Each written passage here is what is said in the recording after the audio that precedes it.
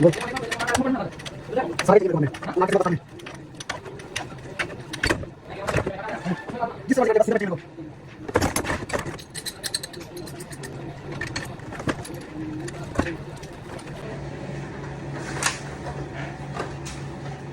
अरे ऊपर